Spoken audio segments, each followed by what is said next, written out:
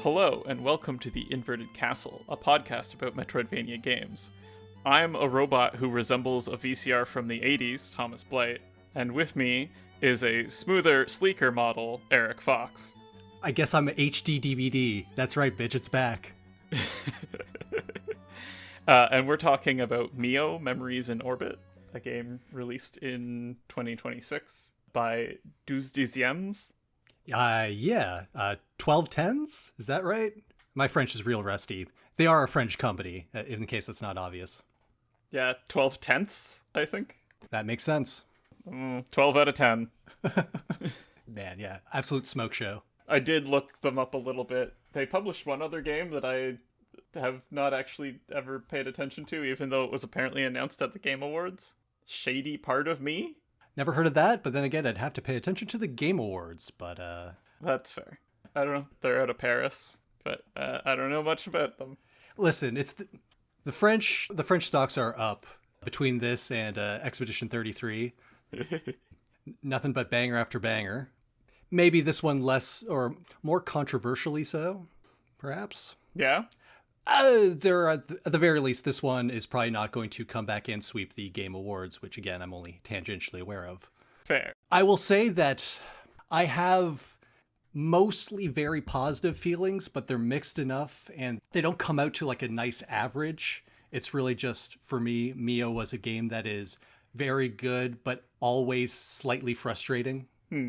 That's interesting. I think I'm leaning a little more positive than you then. There are some things that are a little baffling. Yeah. And like some of those, which we'll get into, are part of what makes it so unique and interesting and has my brain chewing on it. So, yeah. Yeah, that's fair. Maybe we should kind of get into at least where we usually start, which is the premise. Yeah, so the premise is essentially, I mean, yeah, we can use how I described it to my wife. Yeah. Which I said that like I'm your wife. Yeah, I described it initially. I mean, I also told you after I told her that, and she said, you should put that in the podcast. Mm-hmm. So I described it as, okay, so it's the colony ship from WALL-E, except they forgot to keep all the humans alive. Now, that's spoilers, not exactly true, but... Yes. Like, I think it gets you most of the way there really efficiently. Yeah, so it becomes pretty clear pretty early on that you are on a colony ship. All of the humans are gone. It's just the machines left. And the colony ship's reactor, which is called the Heart, is dying. And that's, causing all of the machines to die because that's how they get their power.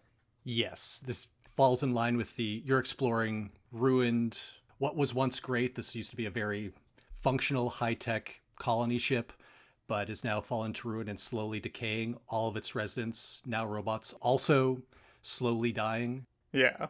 And you're basically tasked vaguely to fix the heart. There are other AIs that control parts of the ship that are just not doing their job and have like ceased communication. The spine, which acts as like the thing that connects it all, makes sense. Starts the game just flat out offline, which is also linked in gameplay where it's your map. And so for a while there, you just don't have a map. Yeah, or only have your map while you're actually in the room with the keeper of the spine. Yes, you can only check it with him, but eventually you can reconnect, and it's a whole thing. Like there are some gameplay and story/theme integration, which I think are unique and, from what I've seen, controversial. Specifically with regards to how everything's slowly decaying, you are not exempt from this. Yes, although apparently the bosses aren't either. Which is so cool. Conceptually, not something I really felt. Yeah, and in particular, the way that this manifests is that there will be random points where you fall down as if dead. There's a joke going around about indie games being really into stomach pain. Yeah, I guess Silksong had that a bit too. Yeah, lots of people doubling over because you have like Silk Song, you've got like Hyper Light Drifter. Oh, yeah. I don't know. Ori does it a couple times. It's a thing. You're playing a character that is heavily wounded and or dying of some nondescript disease. Like, game development is really hard. These people are probably developing ulcers. They're just writing what they know. Fair. But yeah, how that manifests for you is that when this happens, you actually lose a pip of health permanently that can never be recovered. There are heart pieces in this, essentially. Yep, collect 4, get a new one. Which will give you more health, but you will also continue to lose health from story events as the game goes. Some of which are like, I don't know. I think it would feel better to me if it made more sense, but sometimes it felt like I was being punished for pushing the story forward. Yeah, like to a certain extent, they are linked to how far you can progress. And I believe that there are fail safes where it won't trigger unless you have gained a certain amount of extra life. Yeah, so you can't like deplete your health down to like 1 or 2. As far as I could tell, it's not so much random as there are. I can't think of the word right now, but like it's not like you beat a boss and then you immediately lose your HP. It's just like you're just wandering through this corridor, then it triggers seemingly at random, but like people have kind of figured out which points that this can happen at, and it'll just trigger when all the necessary steps have been taken. Yeah, like there's like thresholds, requirements. I don't know. Tripwires as well, I guess. I don't know. The word I was trying to think of was arbitrary. Okay. It's not like completely arbitrary. There's like reasons that it's happening. It still doesn't feel great, in particular when you have like, oh, I have a bunch of paths open. I'll take this one. Oh, I advanced the story and seemingly because of that caused a tremor. Now I feel like I'm gonna be worse against the boss on this path, even if that's not necessarily true. Yeah, I feel like for me, what it really affected was traversal, because doing the platforming challenges, failing, hitting a hazard or whatever, unlike some other games that would just kind of like sit you where you last had solid ground, this one does eat at your health. And so having fewer tries for what end up being fairly long sections, that's where I found most of the, I guess I would say, friction parentheses derogatory. Fair. I only really felt like that was a problem at the very end of the game in the Crucible. The Crucible is the worst one. That's the one where I think I rage quit once. I was at the end of a session, so I was probably stopping near anyway. But like, it's such a long sequence, and if you get deep in it enough, and you're trying to learn the last bit of it, and you just mess up, starting over, it just feels bad. And unlike with the enemies, where as you continue the cycle of decay, they're getting slightly easier. That's not the case for the platforming sections. Yeah. There are ways to mitigate it, but you have to find it. Like, as with most games in this ilk, you have a certain number of modifiers, things you equip, badges, medals, whatever you want to call them, where you have a bunch of buffs. At least 1 or 2 of them will help with regenerating health. Yeah. Speaking of that and the Crucible, I don't know, I feel kind of dumb. Not in a way that like made me mad about that, although the Crucible was frustrating. It was really just the left side. The right side was fine. Yeah, I mean, the right side was certainly hard, but was less frustrating, I found. It was less precise. Yeah, I guess. But, like, I had the modifier that gives you health back equipped. Yeah. I still killed myself in there because I got tired of waiting when I died. That's the drawback. You just kind of sit on a platform or whatever, wait a minute, and you'll regain, basically, it's an extra pip on your health bar. Like, you can't just keep waiting there and regen all of it. It's just the one extra one that one gives you. And particularly on the left side of that with the pumps was just obnoxious because it would recover and then I'd be halfway through the pump cycle and I'd have to wait still. Yeah, whatever. I did eventually get through it. I was just like, ugh, pumps, timing things. Timing is the worst.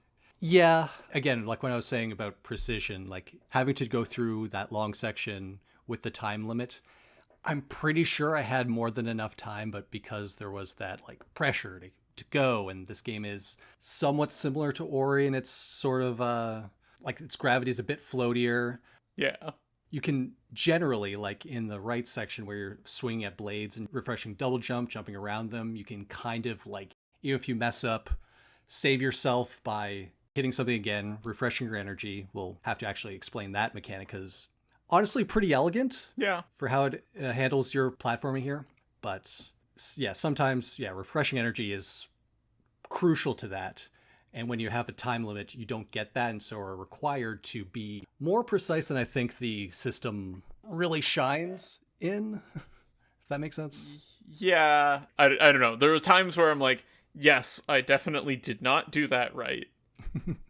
And then there were other times where it was like, I slightly touched the equivalent of spikes going around a corner. And I was like, come on, guys. You couldn't have just not had spikes on that corner. Or sometimes lining up the grapple to not hit spikes is less precise than I'd like. Yeah. Like sometimes just, I think I'm in the right position, but nope, flung me right into the wall. I'm not sure if you had this problem, Mr. Colorblind, but I was having a problem at times noticing that the death water that kills you was not in fact just solid floor that I could walk on. Oh, yeah, I had it the opposite way, where I assumed that all solid colors were death water that will kill you, and then I was like, oh, no, the blue floor is water. Yeah. But yeah, that was a little silly in that I think there was a point where there's just a solid orange floor that I was like, how do I pass this? And then I was like, wait, no, this isn't the death water. I can just walk on it. I had the other fun corollary of that, as you said, the opposite, where I think I'm fine. I'm just going to walk over here, try to check all the walls, look for secrets, and then just eat shit immediately. Especially in the like darker, dimly lit zones. It's sometimes hard to tell because the water isn't, in most cases, it's not like flowing. It's a flat plane. Yeah, it's a little more gel-like. Like after a couple of times of that, I learned to be a bit more, I don't know, observant.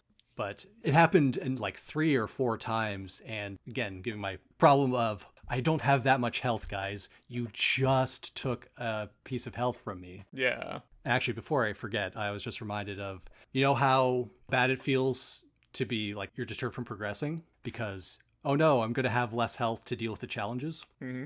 Part of why I think that there's like a limit to how much it'll take from you is that it's not only just new areas. You can go back through like a place you've already explored and it'll be a trigger point. Mm-hmm. And so maybe if you went back to, say, the shop and bought just enough components to get the next health upgrade, man, wouldn't it suck if you immediately just lost that?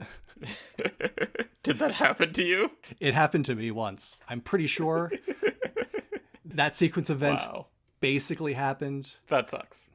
It might not have been as immediate as I'm remembering it, but it's that feels bad moment, and yet the audacity of it, I can't help but respect. Yeah. It's one of those things where like they know. they didn't come at this by accident. I think they want you to feel a certain way. The devs do. Yeah. And so like I'm sitting here being like, I'm mad in the moment, and then later I'm thinking like, but what other game does this? For something mechanical to happen, be like, oh, all right then. For you, that's almost like, for that specific circumstance, it's almost like seeing behind the magic trick, right? Of like, the magician tells you to look over there, and you just don't. You just keep staring directly at his hands, and you see him do the thing. Yeah. Where it's like, obviously, they probably had this limitation of like, well, we actually probably want to keep people pretty close to the same number all the time, but we also want them to feel like they are gaining and that this force is inevitable, right? Yeah. That will eventually kill them if they don't do the work to gain the protective coating. I think I get what you're putting down there. But like, if you figure out the trigger points, right, then you're seeing behind the matrix, essentially, right? And you're just like, oh, I'm just gonna get one and you're gonna take one away. Yeah, no, like that's when it stopped being, oh, like I'm no longer Mio. I am now thinking like, oh, this game, the developers did this to me, the player. I see now. Yeah. That's also when I kind of stopped worrying about it, because at that point I'm like, well, fine. I guess I'll just always be around this amount of HP.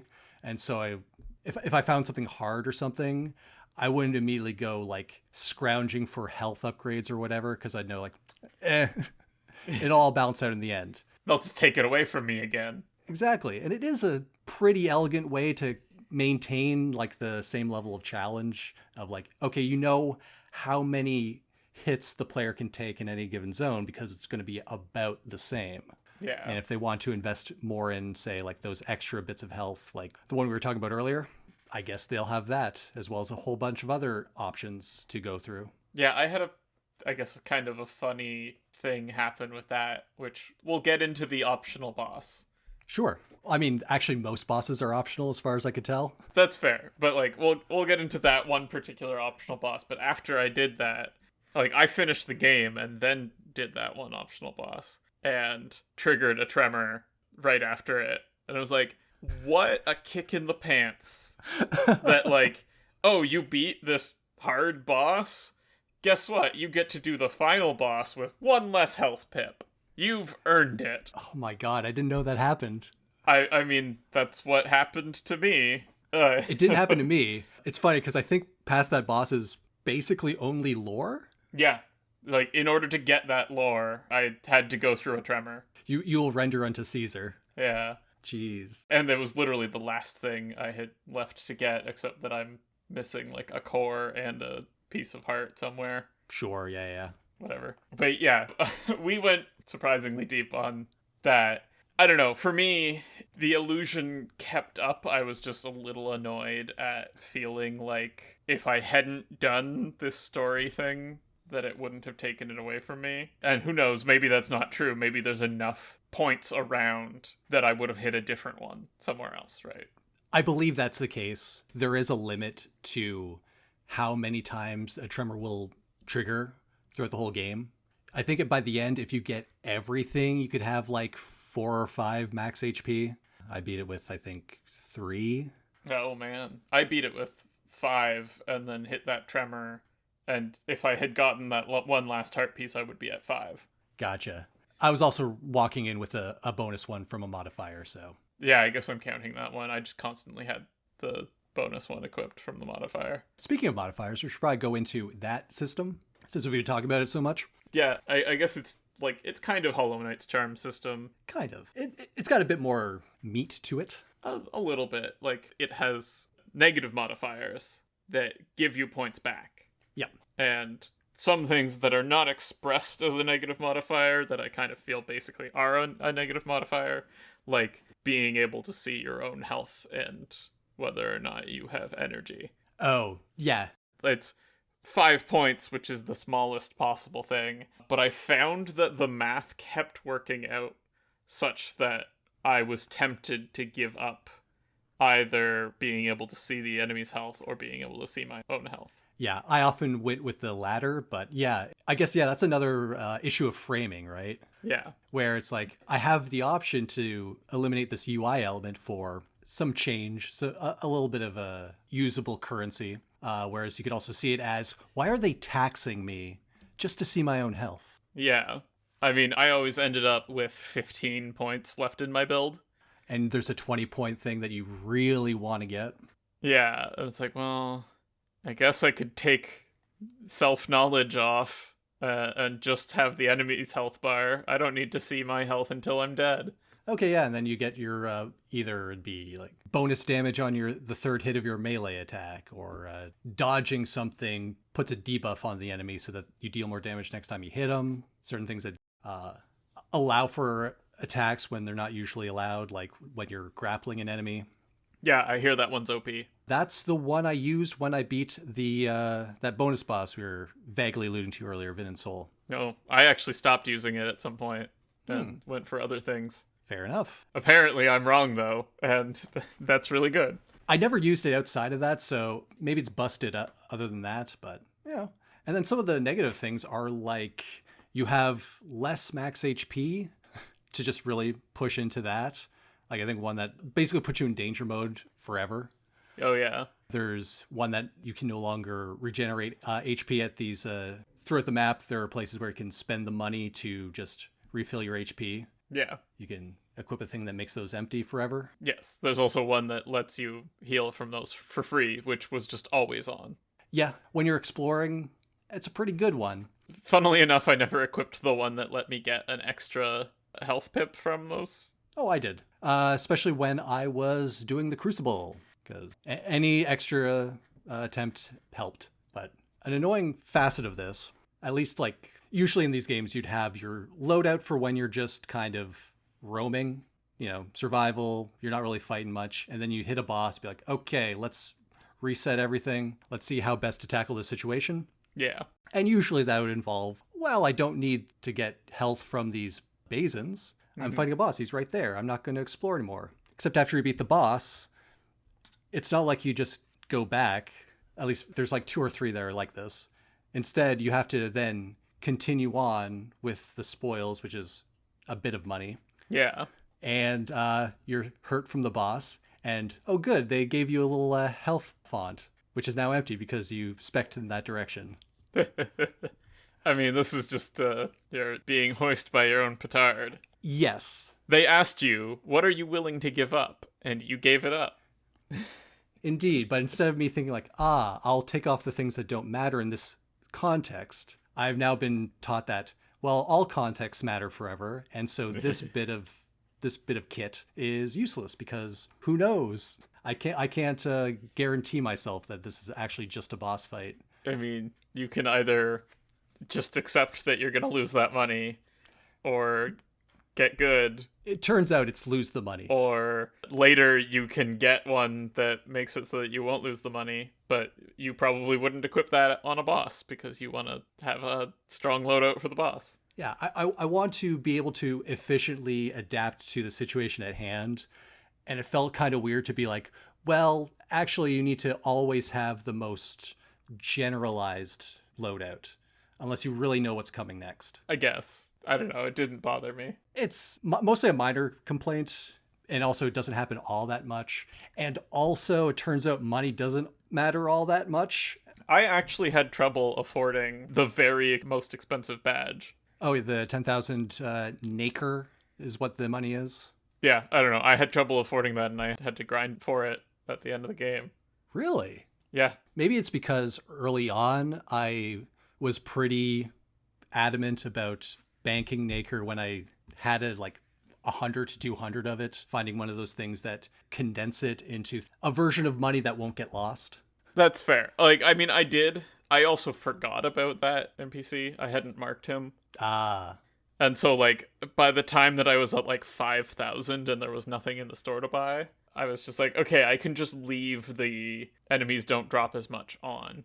Okay. See, I had the enemies drop more, as well as part of it will always be condensed. Yeah. Basically the entire time. I did some of that, but I took it off relatively early. See, my problem was buying anything in the store also required another item to just find in the world called old cores. Yeah. And that's what I was actually missing at all times. That's also what I did, but my reaction to that was, okay, I'm going to unequip this, get more money. So, meh. Fair enough. It was fine except for that one. Yeah, but outside of the one shop and the 10,000 nacre extravaganza, not a lot to spend nacre on except for healing yourself intermittently, which ends up making the thing that makes the basins free also not mean as much by the end, which is fair. Yeah, I still liked having it be free. Just in terms of, like, I believe you can't use your crystallized nacre on the basins. You have to have hit something. They're usually pretty good about giving you just a random junk pile to generate it. Yeah. So it's like the way that I thought about it was, oh, okay, by having this on, I am not going to be limited in my attempts. Yeah. Except, again, the thing in the Crucible, which is like one of the last steps of it, is it's just past one of the healing fountains, but you can't get back up to the healing fountain once you land on solid ground underneath. Yeah. And so you don't get infinite attempts. Yeah. You could go back to it, but it's just as hard as going forward. I don't think I had the ability to. At least at one point, I think it was theoretically possible. I would not want to, because it would be just as hard. And then I'd have to get back, right? I couldn't figure it out, but I don't know. speaking of platforming, I mean, I didn't try it, so maybe it wasn't possible. Yeah, we should talk about the traversal mechanics, I guess. yeah. So we've been talking about energy. This is once you get any of the traversal mechanics that use it, you get this bar of energy that replenishes when you're on the ground. It also replenishes naturally if you hit enemies, which produces a really nice experience of dealing with flying enemies where you can get on them, hit them a couple times, use the grappling ability to follow them, continue to hit them, and so on. It also gives you your jump back when you hit them in the air, so Yes. you can dust loop to your heart's content. To use the terminology we're all familiar with.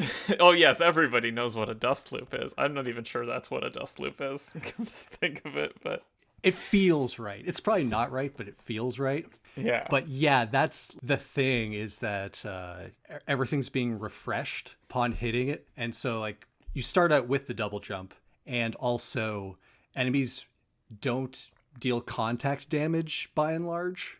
And so when you're like moving through enemies, especially using the grapple, like you don't have to worry about the contact. You will just run right through them, and then they're aiming at where you used to be. It's pretty good. Yeah. But yeah, you get grapple hook, which spends your whole bar as soon as you use it. Yes, and can't be used unless you have a full bar. This is very important for when you use the other ones. Yes. Then you have your floating, wherever you are in the air. If you don't move, you just kind of hang where you are. And if you move left to right, you very slightly start to descend, but it allows you to get a lot more distance. Yeah, did you ever use the thing that gave it damage? I never found it until my post-game cleanup. Oh, I found it midway through, and I was just like, I don't know, I don't think I'm ever going to equip this. And I don't know, I tried it out near the end, and was just like, this is fine, I guess. But it's like, I can't imagine myself taking it into a boss fight. Maybe during Vin and Soul, which has a lot of you floating around there, but Only if you're doing it wrong. I must have done it wrong then. Yeah, I guess we should get into that. But let's finish the... Let's finish the bit. Finish the bit. Yeah. And then there's also striders, which is your tendrils basically turn into legs. Yep. They latch onto walls, ceilings, and background elements. Yes, like a spider. It's also your run button, in that it's slightly faster than your regular walking. Which is fun. Yeah, so like the spider climb, the tendrils, they are faster than just using the float to get across things, but require something to latch onto, is basically their use case. Yeah. In addition to that, there's also your dodge. There's no dash, but you do have a spot dodge, which functions more or less as a parry, in a sense, if you equip the one modifier that tacks on extra damage. But other than that, there's not a lot to do with it traversal-wise, except for a weird hidden mechanic with the striders. Yeah. Wait, what? I don't know that I discovered this, actually. I don't think you ever have to use it, but remember how you talk about how the striders are your run button? Yeah. While you're striding, if you hit the dodge button, you'll boost ahead, and it gives you more distance. Oh, man, I really should have tried that at some point. It is the closest thing to the kind of dash or a dodge in other games, but it's a little too unwieldy to actually do that in any kind of fight, but I don't know, it speeds up traversal. Man, I should have used it. You should have. There's an achievement for it. Well, I was playing on the Switch, so I don't have achievements. Ah, damn. And then there's like one or two other ones. There's like the one that lets you hit things and make them targeted, which allows you to break some walls and then does bonus damage for bosses. Yeah, kind of underwhelming. Yeah, it's both underwhelming and I kind of wish they had gotten me to it earlier. Yeah. I don't know. Maybe there was also a thing of like, oh, suddenly once I had it, bosses stopped having the energy things that you can grapple to, but also function as the ammo for this. Huh. I had the opposite. A lot of bosses suddenly had those things in the room with them. I'm like, that's what their function is. The crystals to use this new ability. Oh, I mean, maybe it was the order that I went places, but it was one of the last places that I went to. So, Yeah. In addition to that, there's also the upgrade to your striders that it can now go in the gloom water, whatever. Yeah. It has its own separate thing in the menu as an ability, but it is just an upgrade. which is weird.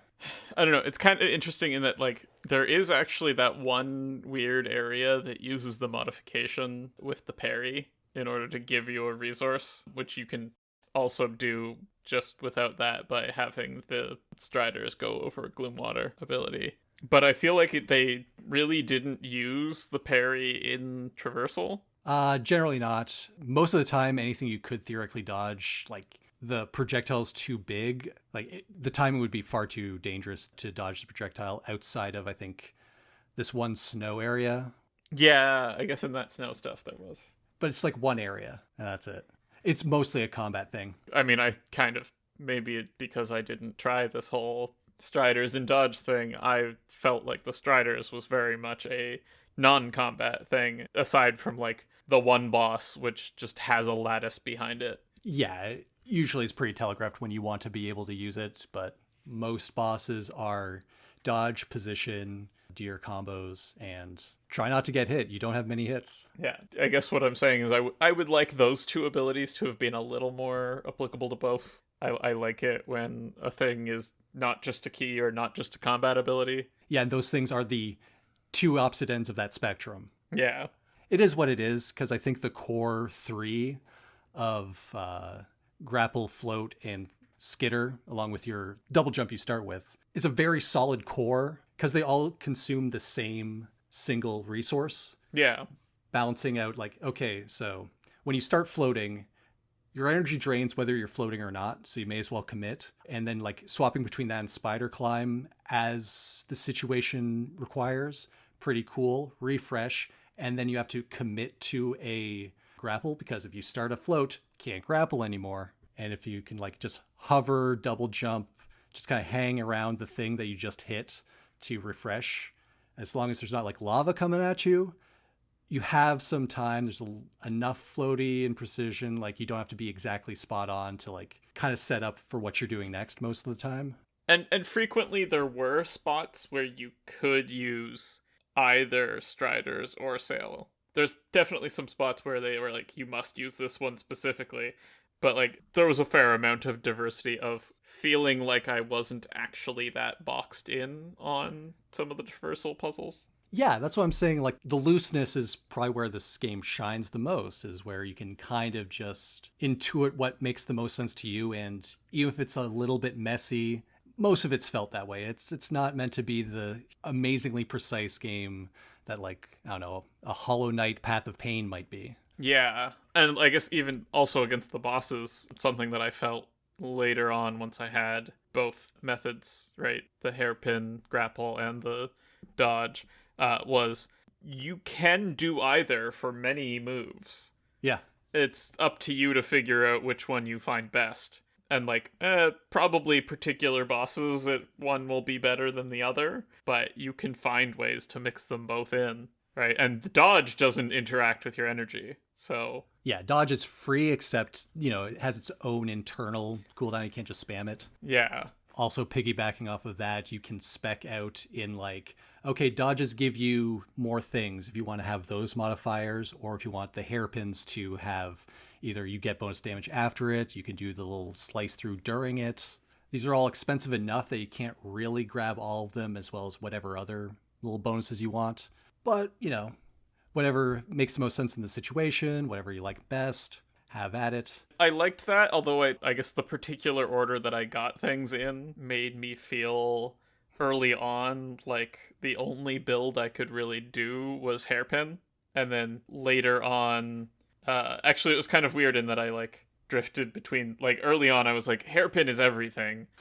That's just all my mods are for hairpin right now. Yeah, you're walking barbershop. And then later I was like, oh man, I've got all of the dodge and target mods. I guess I'll use those now. And then by the end of the game, I kind of reached this middle ground. I was like, no, both are good. You can get value out of either. Yeah, and like mixed and matched. And it was like, okay, maybe making it so that an enemy gets automatically targeted and generates an energy crystal when I dodge is too much. And I should only do one of those and grab one of the hairpin mods. Yeah. I don't know. Outside that one boss, I wasn't being pushed enough in general combat. And one of the gripes I would have with this game is that the combat is pretty simple. Yeah. It has a weird thing where your aerial combo will halt gravity. Yeah. Instead of like a Castlevania where you continue to fall as you're swinging. I think most games would do that. This one, you do your combo right where you are in the air. And I don't know why, because I think literally speaking, it is more precise than the other games because you're locked in there, but it feels, I don't know, you're literally floating. It feels floaty. Huh. I don't know. I don't like it. I don't know why. Weird. I didn't have a problem with it. The game's designed around it. It's just, I think mostly it kind of helps with platforming because, again, it's another way to stall in the air while you wait for your energy to come back. Yeah. The problem I had more with it is the last of the combo moves you forward a bit. Yes. And in a game that I want to have, like, there's no dash, so positioning is that much more important. Fair. That little bit, as well as I think some modifiers give you a, like, power attack after a certain thing, that will also move you forward. And in the chaos of a fight, I kind of lose track, and then I position poorly, and it is in my control, but it felt a bit beyond. I don't know. Yeah, which, speaking of moving you forward, I did actually do some mild sequence breaking using that. How could you tell? Well, it's like, there's a jump that I can't quite get.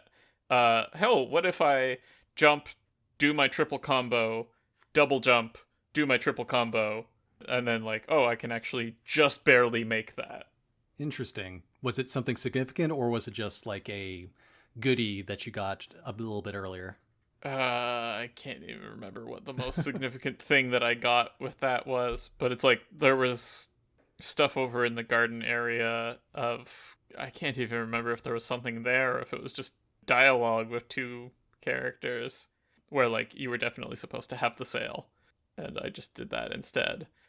There was at least one goodie, but yeah, nothing super significant, although I'd be curious to see the speedruns for this. Absolutely. The game's probably been out long enough. I actually never checked it out. I usually do, but this is a 22-hour long game for me. I'm not sure how long it took you. I forgot to check by the end, but probably more than that. Not quite Silk Song, but a fairly significant chunk of change. Yeah. But if you're just going for the regular ending, like I think technically like 6 or 7 bosses are even required if they're not skippable. Yeah. I think I reached the final boss for the regular ending at something like 15 hours. Right. And then forgot to check it later. I basically had the early final boss and true final boss unlocked at, like, I think I could have gone for the normal end earlier than I did, but it wasn't that much longer because I kind of avoided things that looked storyline progressing. Oh yeah, I waited until I had explored everything before actually fighting the final boss. Yeah, but just one more thing on exploration that I kind of want to just throw out there is that it's a weird thing for someone who, like me and you, who plays all of these Metroidvania games, for the moment that you get an upgrade and like you don't really know where all you can go now. Like, I was not expecting the ceilings for the spider climb to be recontextualized the way it was with when you got your tendrils. It was just a neat feeling that's novel for me at this point. And I found that like the way that, because it still interacts with the same resources, like they got a lot of mileage out of 3 mechanics interacting together in different contexts. Yeah, that's fair. I just really want to shout that out because for how frustrating parts of it were and how kind of mid I found the general combat, this is still a special game. And we kind of cut away from the storyline, but I thought that how it meted out the vibes, the like what actually happened here. Again, I'm not piecing it all together meticulously like through a wiki, but you know, the vibes, the human stories, the finding out what happened to the travelers, and the fact that they had to get in the robot Shinji. Yeah.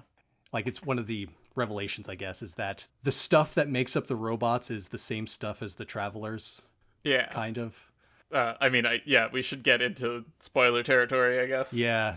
Because it was a cool kind of reveal of, oh, what happened to the humans? Well, uh, Yeah, I felt like they meted out their lore pretty well sure. until like I was at the very end. And then like I noticed a couple times that they were doing a thing where they would not only would they give you multiple ways you can get access to a key item.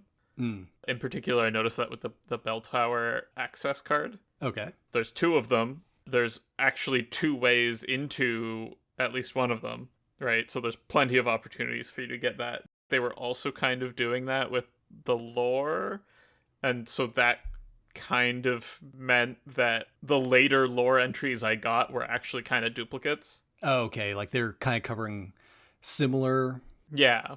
like fleshing out a bit probably, but covering the same ground slash history slash character. Yeah, in particular the lore that I got after beating that very hard optional boss, Sol and Vin. Yeah, the twin embedders. Embedding is a hell of a thing. Yeah, I was just like, oh, I already knew that. This is being explained in other things. Sure.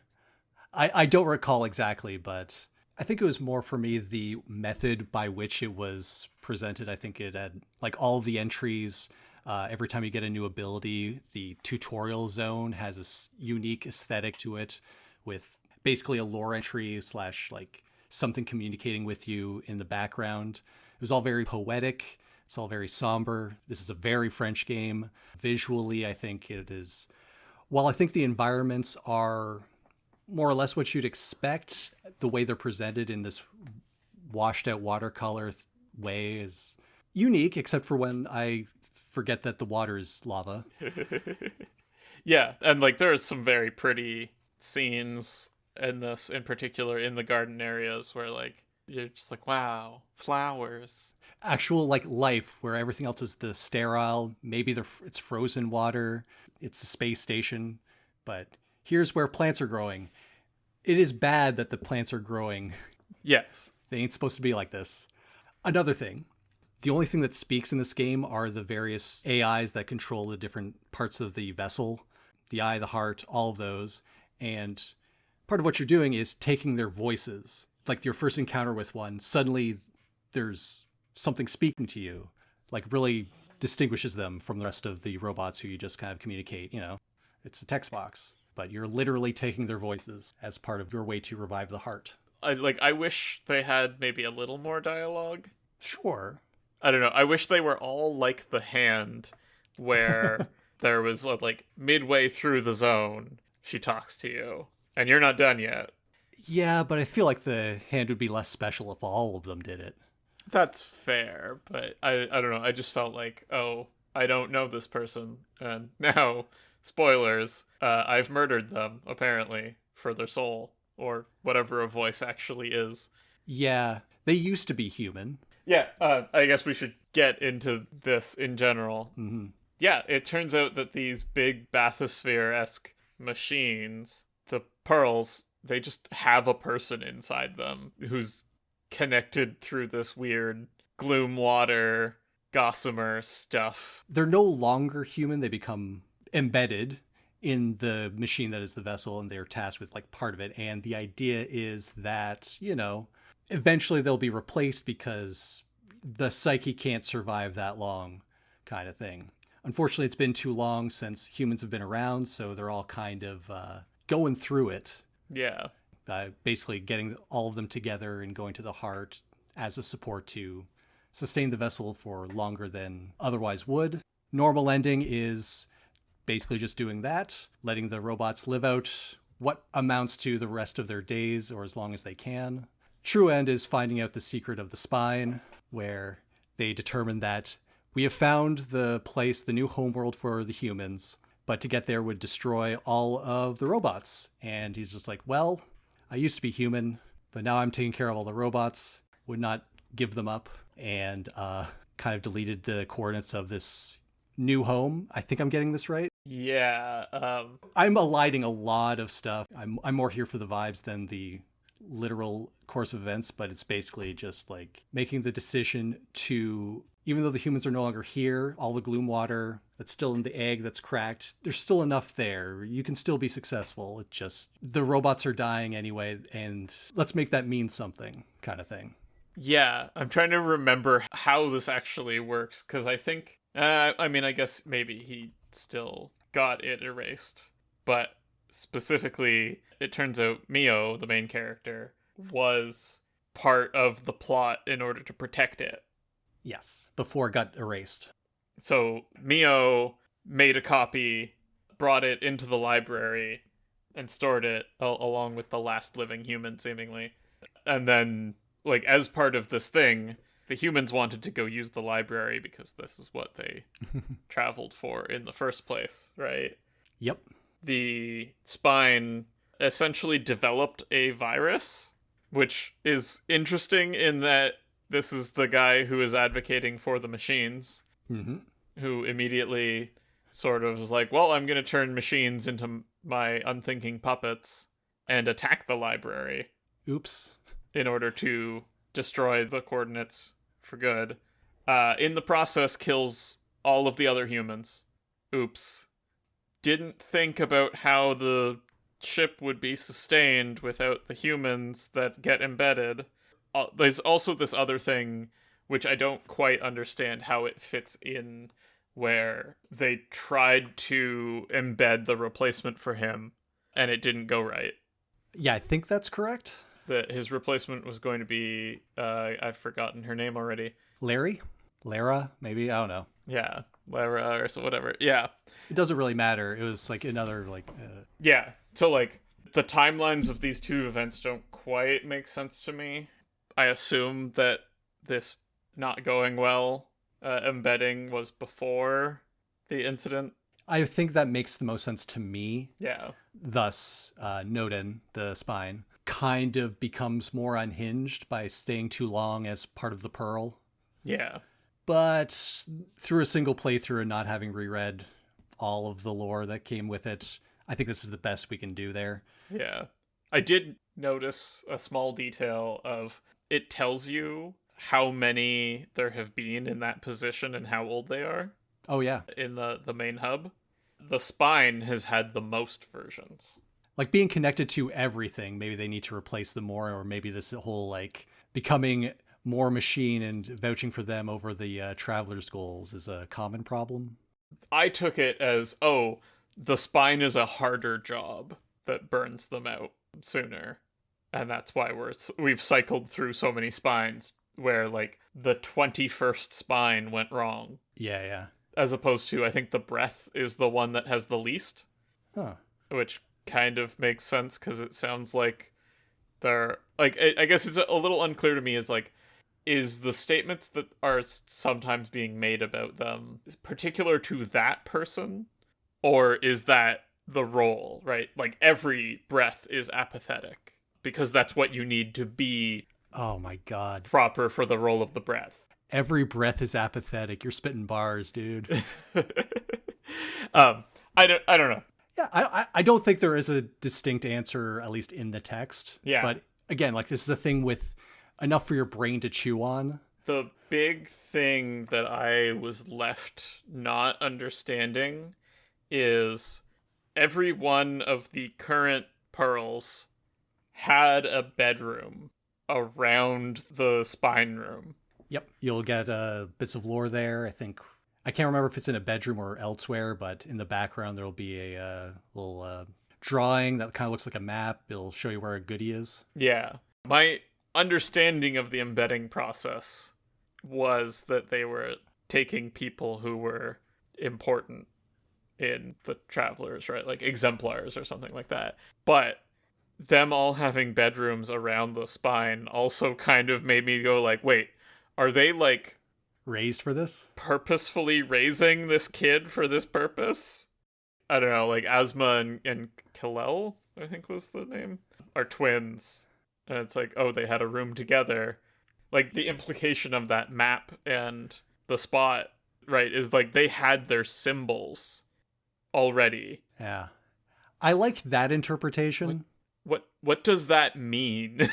right? I don't have the answers to this, but I think like there's a possible interpretation that these kids were actually like groomed to be this from birth or something like that. That would make sense to me because also all of the robots were essentially purpose built to perform the function to get them to the planet. And then, well, they're expendable now.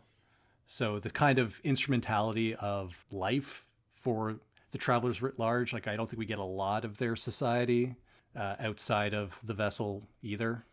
Yeah, that's fair. So I like that interpretation better than, well, we're not going to include rooms for everyone who weren't pearls, and it's just convenient to have them here thematically.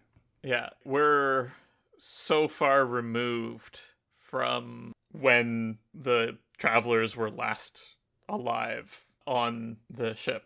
I think it's 500 years suggested based on the youngest age of one of the pearls. That the machines don't even remember that pearls are replaceable, except for the embedders. Naturally, it's their job. That's an interesting setup there, right? Yeah. And there's a lot of machines who are just like, and then the travelers disappeared. You're like, oh, how did that happen? I actually thought early on that it was going to be really dark, and like when people realized that the promised land was never going to be reached, they like mass suicided. Or just like one by one, everyone gave up the will to live. No, it turns out that there was a machine uprising. Technically, I think there's like either materials stored for them, like the epilogue of the True End has new humans on the new planet as a short playable section. Yeah. But yeah, that's pretty dark. My mind didn't immediately go there, but then again, like when I play these games, I kind of just let it wash. I'm not really trying to guess ahead. No. Well, that's half the fun. Yeah. It's wild mass guessing. I really just kind of took it as read as like, they all dead. Yeah, it's like, oh, did they actually just like screw up the habitat? I actually wondered because I got one of the messages that was like someone complaining that it was too perfect, whether they actually like sabotaged the habitat in an attempt to make things like less perfect. Yeah, because in the icy zone, you get a lore entry about complaining how it's always sunny and temperate and nice. Yeah, but maybe that was just to contrast with the current state of it. I think actually what I assumed was that they had just gone. They'd found it and left the machines here, no longer serving their purpose. Fair. Turns out it was actually worse than what I thought. You know, contrasts, different ends of the spectrum. And like, I feel like I kind of missed something about the whole mystery of why are the machines going mad. There's a character who's investigating it, and it, like, I think what they determined was the thing that's decaying them is like the gloom water. But the gloom water is what makes their pearl work. It's basically what allows them to have some degree of sentience. Yeah. And so it's like not clear what about it is causing decay, but rather that because this thing is itself organic or metaphorical for life or whatever meaning you want to ascribe to the gloom water, part of that is you're going to die. Yeah. And that's wrapped in with the whole entropy theming of the whole game. Yeah, I don't know. Something was very unsatisfying about that, where like I felt like, oh hey, we're like coming up to the culmination of this mystery, and then it was just like, we're just all gonna die. Listen, you're coming up with a melancholic kind of a non-answer to the meaning of suffering. Yeah, I guess. I think that might have been part of the point. I don't know. I felt like the way they phrased some of the things, there's a point where she's like, oh, but the gloom water is pure, so there must be something strange going on at the moment of a pearl's creation or something. I was expecting to get that answer and then didn't feel like I got that answer. I think I was expecting when you go into the place you can only go to if you have a defective core. Oh, the pit. Yeah. I was expecting there to be an answer in the pit. And there is like a nugget of plot in the pit. Yeah, mostly filling out the spine's whole deal. Yeah, but I guess there's two motivating thrusts, right? It's like, okay, people are going insane, or machines are going insane, and also the heart is dying, right? And I just feel like maybe I thought that one was more important, and it turned out not to have a satisfying answer. It kind of turns out that it is, in fact, inevitable and cannot be fixed, but we can do something about the heart at least. I would have found, oh yeah, the way that he did the virus is still kicking around. Nice job breaking it, hero. Right? Like, that would actually have been a more satisfying answer to me. Yeah, I guess I can kind of get where you're coming from, but I find myself more satisfied with the, listen, them's the breaks, kiddo. We're all gonna die. I don't know that it's actually supported, but someone mentions that once the egg was cracked open, the hand started using the gloom water that comes out of the egg to build new ones. And I was like, newer ones are more likely to go insane than older ones. I wonder if this is some weird, like, original sin thing with this. Of, like, maybe using the gloom water that was intended to terraform a planet to make more robots is bad. Or at the very least, gives the robots some problems. Yeah. I don't know. But I don't think that's actually borne out by the text. No. That's just my random speculation stuff. A cul-de-sac you wish led to somewhere. Yeah. Just because of the way that the Crucible was, right? It's like, oh man, this is like the last area. Although I guess I hadn't actually gone to the manufactory or the pit yet at that point. Just because I missed one of the serial numbers and only found it on a re-review. Yeah, I missed most of the bottom area there, yeah. But, like, the Crucible felt very final. Oh, yeah, no, I think it's the last... Like, that's how you get the ability to just go to the true final boss. Yeah. Well, you need it and the pit, I think. You don't need the pit. Don't you need the artifact that you get in the pit to give to one of the library? That's bonus backstory for Nodin. I did not get that till after I got True Final End. Oh, okay. I thought that was necessary. It should be, I guess. I don't know. That's fine. Yeah. But yeah, and then, like, it would be good to review all of the things that are said to you while you're getting the upgrades. Yeah, I wish you could, like, there's like a log or a lore entry for those. Yeah. I think they mostly follow a similar theme of, like, wistful longing for something that's lost. Yeah, because, like, at first I thought that was supposed to be Ozma's voice speaking to you whenever you were unconscious. Sure. I don't think it is. I think it's supposed to be the girl whose embedding went wrong. Oh. This bears a second playthrough with that context. Because, like, there's some robots who say something about, like... They hear her or something? No, something about, like, they never figured out what happened with that voice. Oh, like, because voice is metaphor for, like, their essence, life, will, whatever. If you go back to the very start of the game and go up with the Striders, you can go to Samsk's. Yep, Samsk and Tomo. Yeah, and he says something about you being able to hear someone while you're offline. Maybe it was just like I was doing all these things at the end of the game, but I was like, are they trying to imply that the one whose embedding went wrong is, like, not dead, but, like... Is some sort of ghost in the shell? Yeah. Haha. Yes, it's a ghost ghost in the machine. Yeah. I don't know. I would need to review it.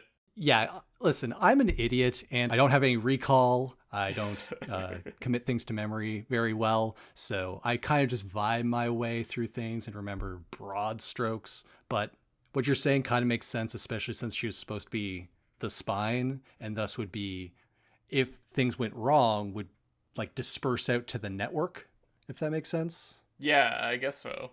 Would live on in a distributed way, but like we've gone into full-blown, like, theory crafting. Yeah. Well, welcome to my theory crafting podcast now. And the only thing I care about is what your theory of where it ranks against all the other games on our stack rank. Are you trying to hurry us along to that? We have been talking for a while. I mean, I don't have much else to say. Let's argue about Soul and Vin. Okay, sure, fine. So I initially thought it was a very hard fight. It is a fight that's, like, intentionally mean in that you can only get hit once and then you're at 0 health. Yes. However many pips of health you have, it immediately takes you to critical on the first hit, and then the second hit will kill you. Yes. Although, if you have gratitude equipped, you can regenerate health. For a while. Yes. Because you need to be standing on solid ground, and in phase 3 of this boss, that goes away. It's true. So, that is mean. Mm-hmm. I actually realized that I was fighting it wrong. Once I was like, okay, how do I change my strategy in order to fight it in a way that makes sense? Where it's like, basically anytime they appear above you and pause, you should be hairpinning to them. Yes. Hence why I was saying, oh yeah, I'll put on the thing that gives me bonus damage on hairpins. That makes sense. Yeah. And I don't know, I just found it like surprisingly easy once I started doing that. Sure. Like for me, the boss is actually very simple up until phase 3. Like all of its attacks are pretty well telegraphed. You can just dodge and react for the most part. Getting hits on them, unless you're hairpinning to them, which took me a minute to kind of grok. Maybe that's a bit rough. It's just when it transitions to you now need to float in the air, it took me longer than I wish to find where the optimal zone to hang out would be while I wait for them to appear, hopefully in the right position, hopefully doing the right attack. And if I get hit, like, again, you only get 2 hits before getting taken down. And so, like, I get what the boss is trying to do. Even when I did it, it didn't feel good so much as I felt like I got lucky. And the boss just spawned where it needed to be. Like, I think it was like 2 or 3 times for me to do damage to it, and then it died. I'm like, oh. A corollary to this as well is that the run back is not long, but annoyingly empty. Yeah, it could have been shorter. They could have put it at the top of the elevator. Yeah, like having to take the elevator ride every time, and it's just a bit longer than you'd like, and you're not doing anything. You're not doing platforming. You're not fighting enemies. You're not learning a route. It's a loading screen. Yeah, considering that you can easily get killed on the second thing they do, right? Yeah, learning the pattern initially makes that even more egregious. Yeah. Because you're going to die real quick as you learn. Some things have a different timing, some things have a different follow-up. They don't have that many things they can do, but some of them look similar to other things. Yeah. Like, it turns out just kind of like hovering away from them for a bit and just kind of learning it that way is probably the strat, but lame.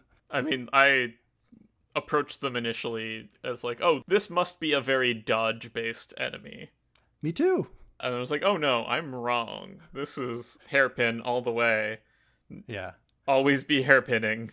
Always be hairpinning. Then I do the 3-hit combo and then go through them just a little bit so that their swing hits me, and well, try it again next time, I guess. Always be hairpinning when they're up above and not when they're down below. It's really just like this is the hardest thing to do in the combat system that I already am only vaguely positive on. Like it's mostly fine, but then here I did not feel a sense of accomplishment, satisfaction, what have you. I was just glad it was over. And being one of the last things to do kind of set a sour note on what is otherwise, I think, very elegantly designed game. Apparently I am unflappable. Like, it is kind of annoyingly long to get back to this, but I just need to get good. And it turns out that I was trying to get good in the wrong dimension and really needed to adjust to, oh, is someone appearing above me and throwing their sword? Well, time to hairpin to them, right? And it's like, oh, now that there's no platform, every time I see them up above, hairpin to them, do my combo, jump as much as I can, and then pogo off of the energy crystals to get my hairpin back so that I can hairpin back to them again. Yeah. It worked for me as a like, oh, I had to shift my thinking in order to beat this boss. And now that I have, I feel satisfied. Because once I did shift my thinking, I think it only took like 2 tries. Damn.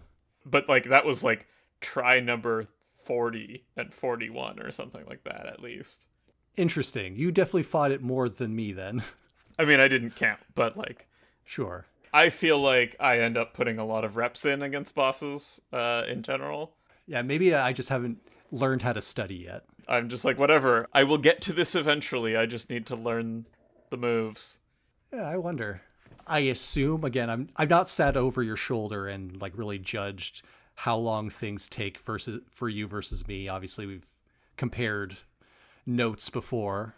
I just wonder if like I have less patience because I'm used to not having to try it this many times. I don't know. I don't know. It's possible. It's the gifted kid who doesn't know how to study. Not that I know what that's like. Nope, completely unrelatable.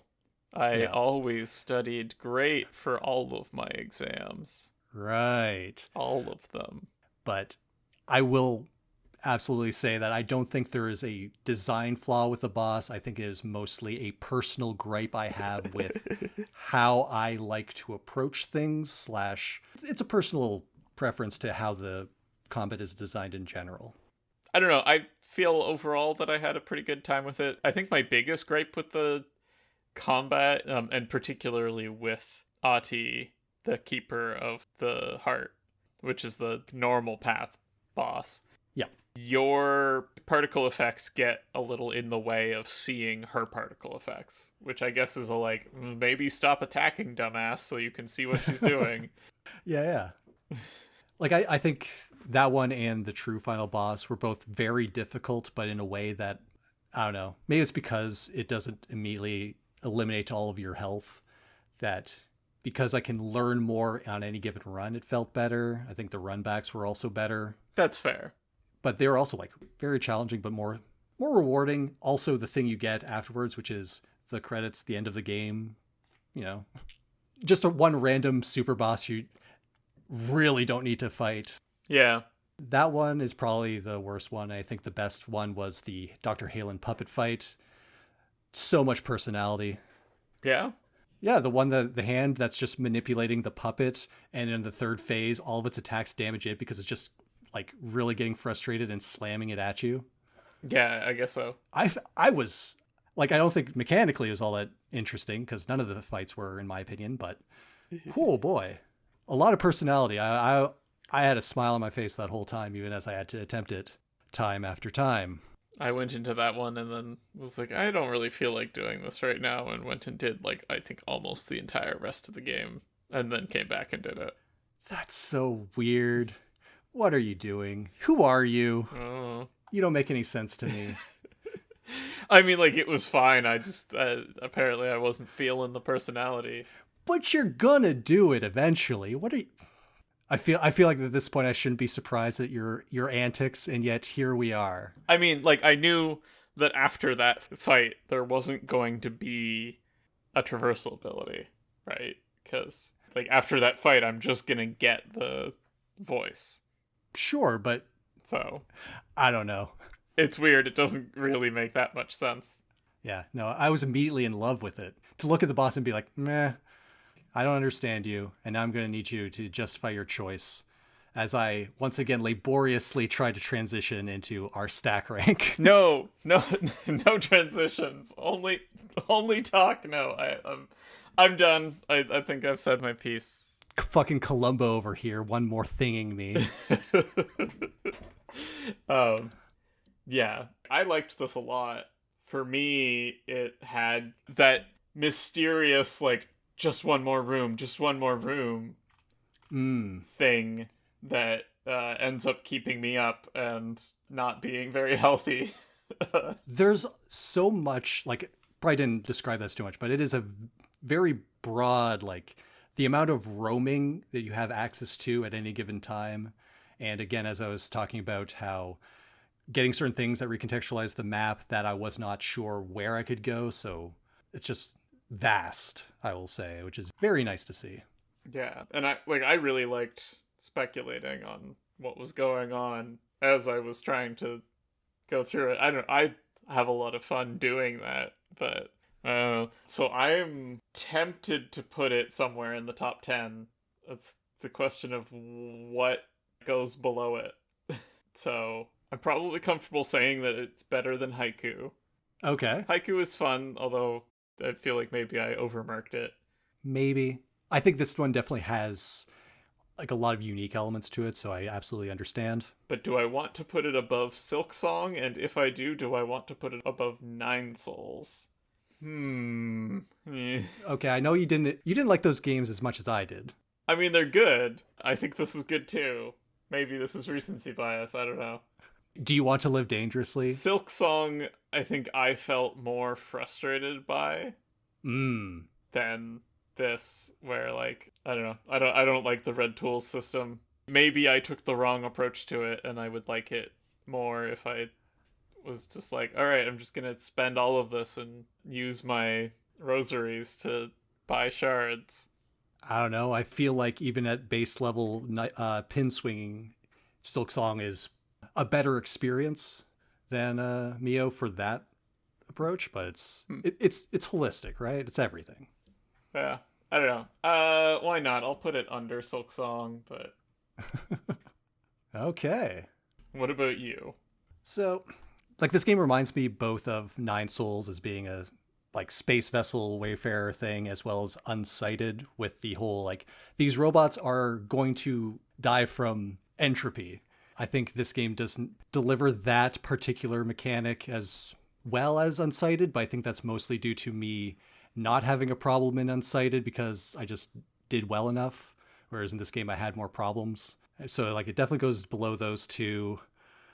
Definitely goes below Silk Song. I'm starting at the top because this game is brilliant in ways, but also there are peaks of frustration I can't ignore. I think what I'm going to do is separate the Metroids. Better than Super. Below Metroid Dread, which is, I think, just a tighter game. Again, this is probably just, hey, was there frustrating elements that I was good at? Weird, I feel better about it. But this is still a top 10 game, absolutely. Also new number 9, I think. Oh, yeah. Coincidentally. Mio. Memories in Orbit. Great game. Now we need to have a follow-up to that, and I don't think there's a lot that can really hold a candle to doing something this novel, but I'll do my best. A game that was recently brought back into my memory based on the Remap Radio podcast. Patrick Klepek recently interviewed the developer for this game. It is Minishoot Apostrophe Adventures. I'm sure we'll get to the bottom of what that means in our episode, but this is a tightly designed shmup Zelda Metroidvania crossover that I think recently got a port, but has been on Steam for a while. Let's go back into at least a different style of gaming. Get away from platformers for a while here. Yeah, I had no idea it had that weird random apostrophe. Yeah, I can't remember exactly why, but there is a reason behind it. And it is not a particularly groundbreaking reason either. But we'll get into that later. You know, I don't want to spoil it for anyone who doesn't know. And if they want to send any theories they might have, they could send them to us at invertedcastlepodcast@gmail.com. Leave a comment on our YouTube page, on Facebook, or on Twitter, X, at InvertedCastleP. Never forget the P, as well as various other social media platforms. I would also like to shout out Colleen Fraser for the use of her composition String Quartet No. 1, as performed by Duos Duet. Link in the doobly-doo. So until next time, I've been Eric Fox. And I've been Thomas Blight. And remember, kids, one way or another, you're getting in that robot.